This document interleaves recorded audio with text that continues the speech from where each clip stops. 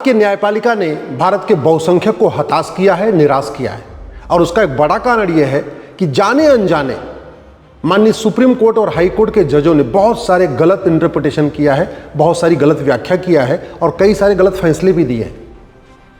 माननीय high court और supreme court के जज न तो गुरुकुल में पढ़े हैं न मदरसा में पढ़े हैं, लेकिन उनको वो कहते हैं गुरुकुल मदरसा एक समान है। जजों ने न वेद पुराण पढ़ा न बाइबल कुरान पढ़ा, लेकिन कहते हैं वेद पुराण बाइबल कुरान एक समान है।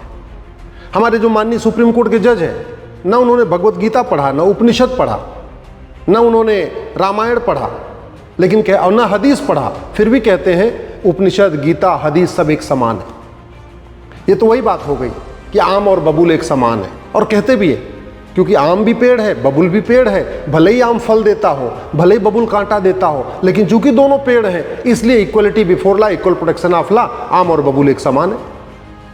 लोमड़ी हो और भेड़िया हो या हिरण हो, दोनों का स्वभाव अलग अलग है, लेकिन हमारे हाईकोर्ट सुप्रीम कोर्ट के जज कहते हैं लोमड़ी भेड़िया हिरण सारे के सारे चूंकि एनिमल हैं, सारे के सारे जानवर हैं, इसलिए equality before law, equal protection of law, सब एक समान है। ये सबसे बड़ी दिक्कत आ रही है। हमारे हाई कोर्ट सुप्रीम कोर्ट के माननीय जज न उन्होंने धर्म को समझा, न उन्होंने मजहब को समझा, न उन्होंने मनुस्मृति में जो धर्म की व्याख्या है, हमारे उपनिषदों में धर्म की व्याख्या है, उसको कभी पढ़ा ही नहीं। लेकिन वो धर्म को रिलीजन कहते हैं, रिलीजन को धर्म कहते हैं, धर्म को मजहब मानते हैं, मजहब को धर्म मानते हैं। और ये गलती हाई कोर्ट के जज भी करते हैं, सुप्रीम कोर्ट के जज भी करते हैं, सांसद, विधायक, मंत्री, मुख्यमंत्री, शिक्षा मंत्री, सब लोग ये गड़बड़ी कर रहे हैं। क्योंकि नेताओं की इमेज तो पहले खराब हो गई थी, लेकिन धीरे धीरे ग्रेजुअली हाई कोर्ट और सुप्रीम कोर्ट के फैसलों से भी देश का बहुसंख्यक हताश है, निराश है। और उसका एक बड़ा कारण यही है, भारत में 5 लाख बहन बेटियां साल में गायब हो रही हैं। हर साल 5 लाख बहन बेटियां गायब हो रही हैं। सुप्रीम कोर्ट बहुत सारे मामलों में सुओ मोटो कॉग्निजेंस लेता है, लेकिन आज तक कभी सुप्रीम कोर्ट ने कॉग्निजेंस ले लिया कि भई ये 5 लाख बहन बेटियां गायब हो रही हैं, इनको कैसे रोका जाए, क्या कारण है, क्या रूट काज है, क्या परमानेंट सोल्यूशन है। चीन में ऐसा नहीं होता, सिंगापुर में ऐसा नहीं होता, अमेरिका में ऐसा नहीं होता, जापान में ऐसा नहीं होता, भारत में क्यों हो रहा है। चलो सरकारें तो वोट और नोट के चक्कर में सुबह से शाम लगी रहती हैं, सांसद, विधायक, मंत्री सुबह से लेकर शाम वोट और नोट के चक्कर में लगे रहते हैं, लेकिन सुप्रीम कोर्ट और हाई कोर्ट के जजों को तो चुनाव लड़ना नहीं, उनको तो वोट और नोट के चक्कर में पड़ना नहीं चाहिए। तो अगर कहीं से रिपोर्ट आ रही है कि साल में 5 लाख बहन बेटियां गायब हो रही हैं, तो ये तो हाई कोर्ट सुप्रीम कोर्ट के जजों का कर्तव्य है कि इसके ऊपर कॉग्निजेंस लें, सुओ मोटो लें, एक PIL रजिस्टर करें, सरकार से पूछें, सभी राज्य सरकारों से पूछें, केंद्र सरकार से पूछें कि भैया जो 5 लाख बहन बेटियां गायब हो रही हैं, क्यों गायब हो रही हैं, जो गायब कर रहे हैं उनको कितनी सजा मिल रही है, क्या उनको साल भर के अंदर न्याय मिल रहा है कि नहीं मिल रहा है, क्या जो किडनैपर है उनको साल भर के अंदर सजा हो रही है कि नहीं हो रही है। ये कभी सुप्रीम कोर्ट, हाई कोर्ट के लिए कभी प्रायोरिटी नहीं रहा। इसीलिए भारत का बहुसंख्यक समाज हाई कोर्ट, सुप्रीम कोर्ट से हताश है, निराश है, दुखी है। प्रतिदिन 1500 परिवारों का धर्मांतरण हो रहा है, और धर्मांतरण राष्ट्रीय समस्या है, किसी एक राज्य की समस्या नहीं है, पूरे देश की समस्या है। कायदे से इसमें पार्लियामेंट में कानून होना चाहिए। और BNS में फ्रीडम ऑफ एक चैप्टर भी है, ऑफेंस रिलेटिंग टू रिलीजन, मतलब किसी की धार्मिक भावना आहत कर दीजिए तो ऑफेंस रिलेटिंग टू रिलीजन है, और किसी को कन्वर्ट कर दीजिए तो ऑफेंस रिलेटिंग टू कन्वर्जन नहीं है। समस्या पूरे देश की है तो समाधान राष्ट्रीय स्तर पे होना चाहिए। समस्या पूरे देश में है तो कानून पार्लियामेंट में बनना चाहिए। बहुत सारे विषयों पे सुप्रीम कोर्ट कहता रहता है, हाँ भाई इस विषय पे कानून कब बनेगा, इस विषय पे कानून कब बनेगा। आज तक सुप्रीम कोर्ट ने कभी नहीं कहा सरकार से, केंद्र सरकार से कि ये बताइए, जब धर्मांतरण पूरे देश की समस्या है, 1500 परिवार पर डे कन्वर्ट हो रहे हैं, एक परिवार में 7 आदमी मान के चलिए तो पर डे 10,000 हिंदुओं का धर्मांतरण हो रहा है धोखे से, लालच दे के, तो इसके ऊपर सरकार को कुछ करना चाहिए। कभी नहीं कहा। क्यों? क्योंकि कहते नहीं प्राण जाए पर इमेज न जाए। अपनी इमेज की चिंता है, अपनी सेकुलर इमेज बनी रहे। कड़वा सच बोलने में भी दिक्कत आ रही है। इसीलिए आम जनता हाई कोर्ट, सुप्रीम कोर्ट के माननीय जजों से हताश है, निराश है। और जब जजों से हताश निराश होती है तो स्वाभाविक सी बात है पूरे सिस्टम से हताश निराश हो जाती है। भारत में 5 करोड़ घुसपैठिए आके बैठे हुए, 5 करोड़ लगभग 2016 में पार्लियामेंट में उस समय के गृह राज्य मंत्री किरण रिजिजू ने कहा था 2 करोड़ है, संख्या उनकी 5 करोड़ हो चुकी है। लेकिन कभी सुप्रीम कोर्ट ने नहीं कहा कि ये भारत धर्मशाला नहीं है, हमारी संख्या पहले बहुत ज़्यादा हो चुकी है, सरकार इनको बाहर निकालने के लिए क्या स्टेप ले रही है, कभी नहीं। चलो नेताओं की बात समझ में आती है, उनको तो वोट और नोट चाहिए, उनको तो घुसपैठियों का वोट चाहिए, लेकिन सुप्रीम कोर्ट और हाई कोर्ट के जजों को ऑटो और नोट थोड़ी चाहिए। वो तो रिटायरमेंट हो जाएंगे, अपना काम अपने कुछ और काम करेंगे, उनको चुनाव लड़ना नहीं। फिर भी घुसपैठ के ऊपर बोलने में ऐसे लगता है प्राण जाए पर वचन न जाए, प्राण जाए पर इमेज न जाए। हमारी इमेज, सेकुलर इमेज खराब नहीं होनी चाहिए। ऐसे लगता है घुसपैठियों के खिलाफ बोल देंगे तो सेकुलर इमेज खराब हो जाएगी। इसीलिए बहुसंख्यक समाज हताश है, निराश है, दुखी है।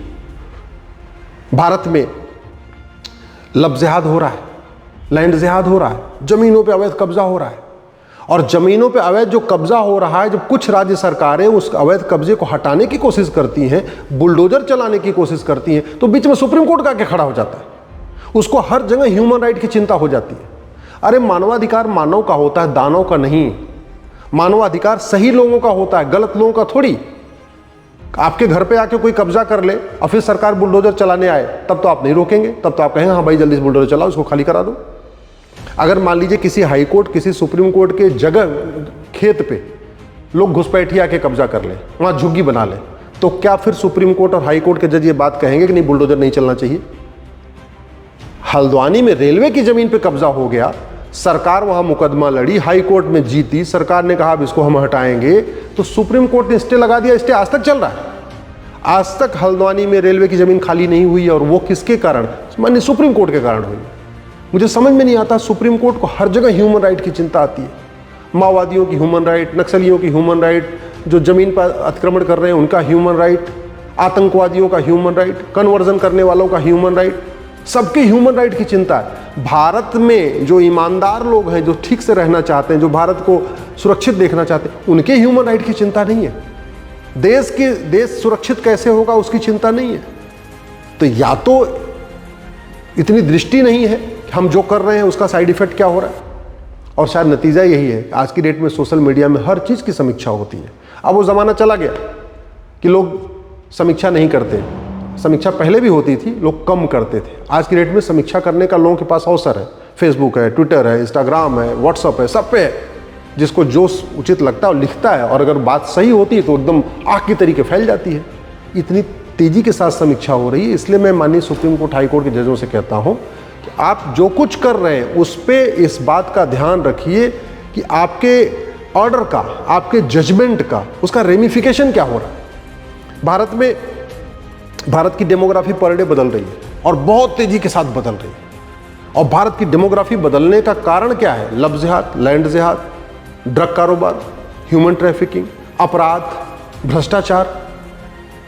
घुसपैठ का मूल कारण क्या है? भ्रष्टाचार। घुसपैठी आते हैं 2000 दे के, अंदर आते हैं 2000 में आधार, 2000 में राशन कार्ड, 2000 में ड्राइविंग लाइसेंस, 2000 में birth certificate, 2000 voter ID. Bharat में सबसे आसान काम है आधार बनवाना।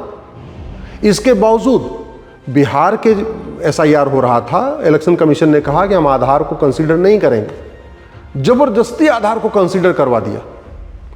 चूंकि उधर से 20 PIL आ गई और बड़े बड़े दिग्गज वकील खड़े हो गए, तो नहीं, बोला जी आप 12वां डॉक्यूमेंट आधार को लो। जबकि आधार पे खुद ही लिखा हुआ है कि आधार न तो जन्म का प्रमाण पत्र है, आधार न तो आइडेंटिटी प्रूफ है, आधार सिंपल आइडेंटिटी प्रूफ है, आधार न तो बर्थ प्रूफ है, आधार न तो रेजिडेंस प्रूफ है, आधार न तो सिटीजनशिप का प्रूफ है। ये आधार पे खुद ही लिखा हुआ। लेकिन चूंकि सामने से इकोसिस्टम आ गया, 20 लोग आ गए PIL करके, उसमें बड़े बड़े दिग्गज वकील आ गए, भूतपूर्व कानून मंत्री, शिक्षा मंत्री, इस टाइप के लोग आ गए, सांसद जी, कई सांसद आ गए, तो भैया ठीक है एक काम करो, 11 डॉक्यूमेंट तो ठीक है, 12वां इस आधार को भी ले लो। और उस 12वां आधार को को अलाउ करने के कारण बिहार में बड़ी मात्रा में घुसपैठियों ने अपना वोटर आईडी में नाम जुड़वा लिया। ये जो हो रहा है माननीय सुप्रीम कोर्ट, मैं हाथ जोड़ के निवेदन कर रहा हूँ, अपनी गलतफहमी दूर कर लीजिए कि भारत में जो सब कुछ ठीक चल रहा है वो इस संविधान के कारण चल रहा है। ये गलतफहमी दूर कर लीजिए। राजा हरि सिंह ने कभी सोचा नहीं था पंजाब के टुकड़े होंगे, पंजाब का टुकड़ा हुआ। राजा शशांक ने कभी सोचा नहीं था बंगाल के टुकड़े होंगे, बंगाल के 2 टुकड़े हुए, ईस्ट बंगाल, वेस्ट बंगाल। पंजाब के 2 टुकड़े हुए, ईस्ट पंजाब, वेस्ट पंजाब। राजा हरि सिंह ने कभी नहीं सोचा था कश्मीर में नरसंहार होगा, कश्मीर के 2 टुकड़े होंगे, कश्मीर को 2 टुकड़े हुए। कभी लाल बाल पाल ने नहीं सोचा होगा, भगत सिंह, सुखदेव, राजगुरु ने कभी नहीं सोचा होगा कि भारत के 2 टुकड़े होंगे, लेकिन भारत के 2 टुकड़े हुए।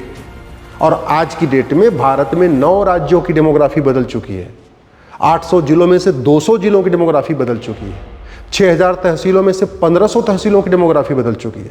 शायद इस बात को हमारे माननीय सुप्रीम कोर्ट के जज, हाई कोर्ट के जज या तो समझ नहीं रहे या तो जानते नहीं हैं, और जानते हैं तो उनको इसका इफेक्ट समझ में नहीं आ रहा कि 15 से 20 साल के बाद क्या होगा। जो नहीं सोचा था वो हुआ, जो राजा शशांक ने नहीं सोचा था वो हुआ, बंगाल के टुकड़े हुए। जो गांधी जी ने नहीं सोचा, वीर सावरकर जी ने नहीं सोचा, नेताजी सुभाष चंद्र बोस ने नहीं सोचा, भगत सिंह, सुखदेव, राजगुरु ने नहीं सोचा, वो भी हुआ। भारत के 2 टुकड़े हुए। राजा रणजीत सिंह ने नहीं सोचा, फिर भी पंजाब के 2 टुकड़े हुए। राजा हरि सिंह ने नहीं सोचा, फिर भी कश्मीर के 2 टुकड़े हुए। पंडित नंदराम टिक्कू ने नहीं सोचा था, फिर भी अफगानिस्तान से हिंदू खत्म हुए, जैन खत्म हुए, बौद्ध खत्म हुए, सिख खत्म हुए। ये बात हमारे हाई कोर्ट, सुप्रीम कोर्ट के जज क्यों नहीं समझ रहे हैं? क्यों अभी भी इस गलतफहमी में है कि वेद, पुराण, बाइबल, कुरान एक समान होता है?